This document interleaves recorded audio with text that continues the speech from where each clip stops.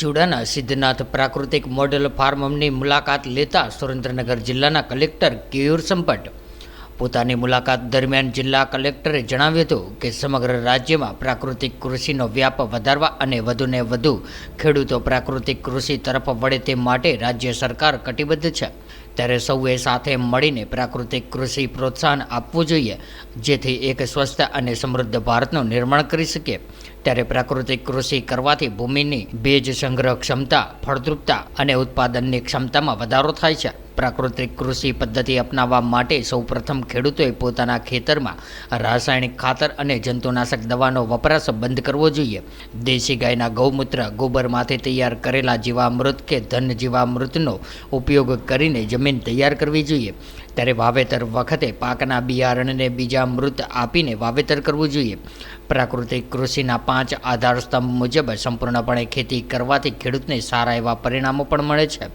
નારાયણભાઈ લકુમના સિદ્ધનાથ પ્રાકૃતિક મોડેલ ફાર્મની મુલાકાત દરમિયાન ધારાસભ્ય કિરીટસિંહ રાણા તથા જિલ્લા આત્મા પ્રોજેક્ટ ડાયરેક્ટર ભરતભાઈ પટેલ, પ્રાંત અધિકારી લીંબડી, ચુડા મામલતદાર, ચુડા તાલુકા વિસ્તરણ અધિકારી હિરલબેન મેર તથા સંજયભાઈ વગેરે ખેડૂતોને પ્રાકૃતિક ખેતી તરફ વળે તે માટે માર્ગદર્શન આપીને સંબોધિત કર્યા હતા। છેલ્લા 8 વર્ષથી પ્રાકૃતિક કૃષિ પદ્ધતિથી ખેતી કરે છે અને એમને ફર્સ્ટ ક્લાસ સરસ મોડેલ ફાર્મ પ્રાકૃતિક ખેતીનું વિકસાવ્યું છે અને એમાં પપૈયાની ખેતી સારી રીતે કરે છે।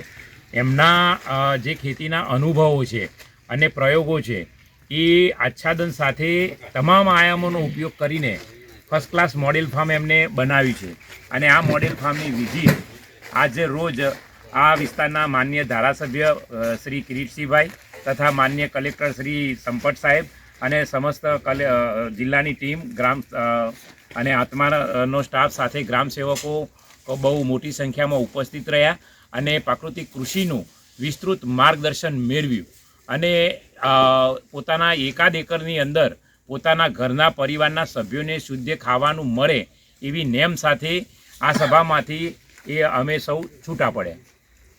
સિદ્ધનાથ પ્રાકૃતિક મોડેલ ફાર્મ, લકુમ નારાયણભાઈ ગંગારાભાઈ, ગામ ચુડા।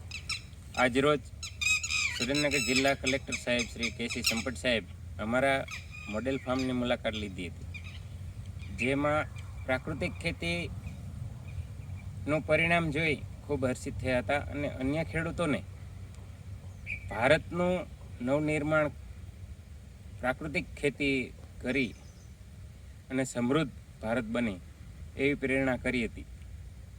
દેશી ગાયના ગૌમૂત્ર છાણમાંથી જીવામૃત, ઘનજીવામૃત બનાવી રાસાયણિક અને કેમિકલ દવાઓ છોડી અને પ્રાકૃતિક ખેતી તરફ વળે એવી પ્રેરણા આપી ખેડૂતોને જાગૃત કર્યા હતા।